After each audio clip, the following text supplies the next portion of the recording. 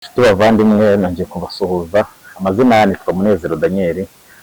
Uyu munsi ndi umugabo ushima Imana, umugabo uvuga imirimo n'imitangaza Imana yakoze. Rero mfite umuvandimwe hano uherereye aho ariho hose, ndagira ngo uyu munsi wumve iki kiganiro cyanjye. Ni ikiganiro ngiye kuvuga ku mbaraga z'Imana, imirimo y'Imana, ibitangaza by'Imana, gukora kw'Imana no gukomera kwayo. Rero uyu munsi ntabwo ndi mu gihugu cy'u Rwanda, ndi hanze y'igihugu cy'u Rwanda. Nkiri mu Rwanda narasengaga, nabanye n'abantu basenga, bakajya bambwira ko Imana izampa umugisha, Imana nzageraho umugisha, bakambwira ko nzajya hanze. Mu by'ukuri hanze narahagiye, ndahari, niho ndi ubu. Uyu munsi ikinteye gushima Imana, mu by'ukuri Imana mbere y'uko mva mu Rwanda nayisabye kamera. Nisaba kamera, nisaba laptop ndayifite, kamera ndayifite, n'aya maguru ya kamera terepiye ndayafite, ndetse hari n'ibindi bikoresho bindi Imana yampaye. Harimo kano kamikoro ndi kuvugisha, harimo speed light, harimo ibintu byinshi Imana yagiye impa muri no minsi maze hanze. Rero ndagira ngo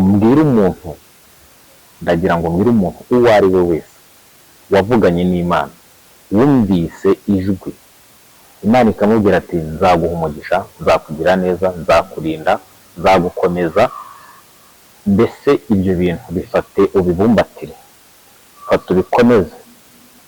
Ndabizi neza ko Imana nubwo uyu munsi yari itaragusubiza, ariko ndabizi ko igomba kugusubiza, kuko nanjye sinabyizeraga, ntabwo nasengaga, byari ibintu biraho. Mu by'ukuri rero Imana igumana icyubahiro cyayo, kandi mu by'ukuri yumve ko ishimwe rivuye ku mutima wanjye, yumve ko nezerewe kubw'ibitangaza n'imirimo yankoreye, yumve ko nishimye kandi bimvuye ku mutima. Uyu munsi hari umuntu wamfashije, gusa wenda sinamubwiye ko ndikore kino kiganiro, ariko wenda mu kiganiro gikurikira nzamusaba nabyemera amazina, naramuka abyemeye amazina ye nayo nzayababwira. Namubwiye ko hari umushinga mfite, bitewe n'aho ndi nabonaga byakunda, mubwira ko nkeneye kamera, mubwira ko nkeneye laptop. Ntabwo yazuyaje, yaranyumvise, Imana yaramukoresheje, aranyumva, ntega amatwi, yemwe Imana iramukoresha, iyo kamera arayingurira, kano kanya ndayifite. Rero ndamushimira mbikuye ku mutima, nawe Imana yo mu ijuru, Imana y'amahoro, Imana y'imbaraga, Imana y'ubutware, Imana y'ubushobozi, imwumvire ibyo ayisaba byose, Imana ibimuhe, imwagure mu nzira zose, mbese igihe icyo ari cyo cyose azajya yambaza Imana, navuga ngo Imana ijye imwumvira, kuko namugiraho umugisha, nakifuza nawe ko Imana yagiraho umugisha. Rero mu by'ukuri ndanezerewe cyane mu mutima wanjye, birahura n'amazina yanjye ni Munezero, ndishimye, mfite amashimwe menshi, mfite ibintu byinshi navuga. Ariko icya mbere nabwira umuntu uri kunyumva aho ari hose mu gihugu cyose arimo, aho uherereye hose, izera Imana, senga, twatuntu umutima ukubwira ngo utu tuntu si twiza, utu tuntu si twiza, utureke, utandukane natwo. Ibisigaye Imana ndabizi neza izagusubiza. Nushika mugasenga wizeye, amasezerano nta kizabuza kuyasubiza. Icyo navuga rero, umutima wanjye uranezerewe, ariko cyane cyane Imana ni iya mbere. Icya kabiri ndashimira umuntu wamfashije. Icya gatatu ndifuza kuvuga ibintu byinshi, ndifuza gukora ibintu byinshi, ndifuza so navuga ngo kuba umuvugizi w'Imana, niba Imana yangiraga umuvugizi wayo, ndifuza kuba umuhamya, ndifuza kuba umuhamya w'iby'Imana ikora, ndifuza kuba umutangabuhamya ku mirimo y'Imana, ku bikorwa by'Imana, kuko narabibonye byangizeho. Rero nawe niba utarasubiza, icara utuze usenge. Ntabwo nari nzi ko byambera pe, ntabwo ubu tugiye numva najya nicara niririmbira gusa, no mu buture mu busanzwe nkunda kuririmba, ariko nta ndirimbo ngira, ndirimbiza abandi. buri gihe mba numva nakwiririmbira, kuko umutima wanjye mba numva ukeye, mba numva nuzuye amahoro, mba numva nuzuye ibyishimo, mbese ndi mu mahoro masa. Bavandimwe, ndimo nsoza ikiganiro, navuga Imana bugacya bukira, navuga Imana bugacya bukira. Nabonye Imana ikora, nabonye Imana ikora, ndi umutangabuhamya, reka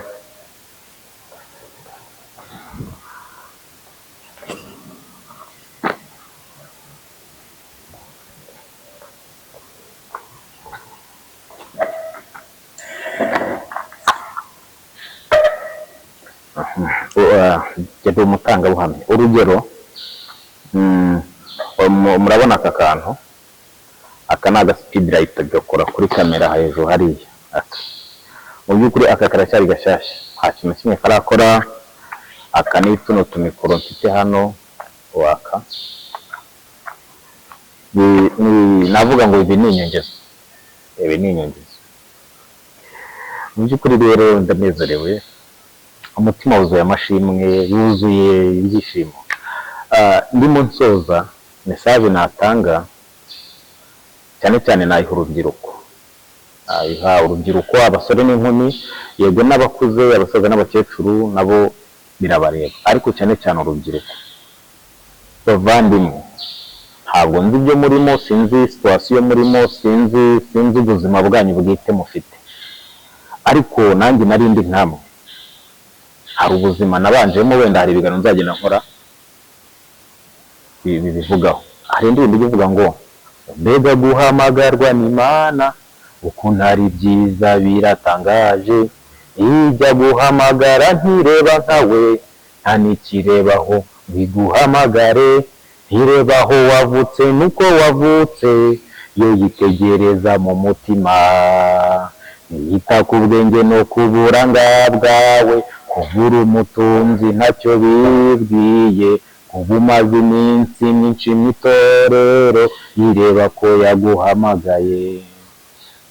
Rero aho harimo message, ariko ku rubyiruko, wenda ari igihe tujya dukoreshwa na situation y'ubuzima turimo, ariko ubirimo agerageza.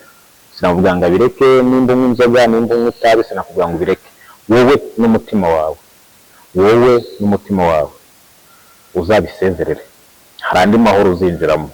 Noneho niba utajya gukunda no kujya gusenga, wenda ukaba ufite nk'iyo myenda, ukaba utajya gusenga, mu by'ukuri ujye ugerageza ugende ujye mu rusengero rwose, ugende n'ibyo byose ukibikora, ujye ujyayo, nubona umwanya ujyeyo, nubwo utajya buri cyumweru, ariko buri uko ubonye umwanya mu gihe runaka ujye ufata akanya ujyeyo. Ibindi ndagusezeranya, sinjye ubitanga, sinjye ubikora, nta n'imbaraga mfite zo kubikora, ariko ndagusezeranya ibindi bizikora. Imana izakumvira, icyo uzakora uzasaba, kuko Imana yavuze ati nukomanga uzakingurirwa, nusaba uzahabwa. Rero uyu munsi tugomba gusaba bya bindi tutabasha kwikorera, tugomba gusaba bya bintu tutabasha twebwe ubwacu kwikorera. Rero ku basore n'inkumi,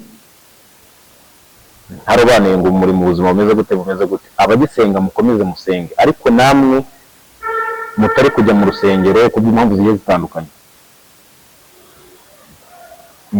Ari igihe ushobora kuvuga ati wenda nta biribwa mfite, mbyuka njya guhiga ibitunga umubiri, ushobora kuvuga ati nta myambaro mfite, ibyo ni ibintu byumvikana, ariko gerageza ujye mu rusengero, bakubone rimwe kabiri, nibishobora uzitwerereza, bazagutwerera, imyenda uzayibona, ibyo ushaka ubundi uzabibona,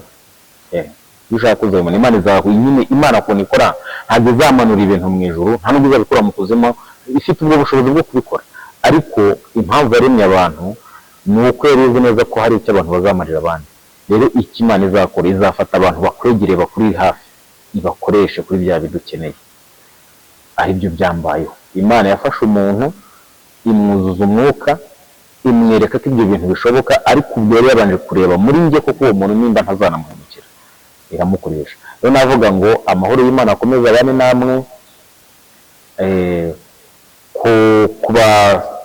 Ku basaza n'abakecuru navuzeho, mwebwe murabizi kundusha, mudusengere urubyiruko, mudusabire ku Mana itubabarire, turi guca mu bintu bigiye bitandukanye kubw'ubuzima twagiye twisanga, ariko mwe mukibasha kujya ku mavi mutakambira Uwiteka aturebesha amaso y'imbabazi, atugirire ibambe, atudohorera aho tugenda nabi, aducira inzira aho zitari, atuvugire aho tutivugira, aturebera aho tutireberera, mbese turwana tutabasha kwirwanirira. Kuko hano hanze tugoswe n'ibintu byinshi bitandukanye umwanzi Satani ashaka guhitana urubyiruko kugira ngo ejo n'ejo bundi hazabure abavuga Imana, abantu bose bazabe barabaye abasitani. Rero mwe mukibasha kubikora musenge kandi musabe mwizeye.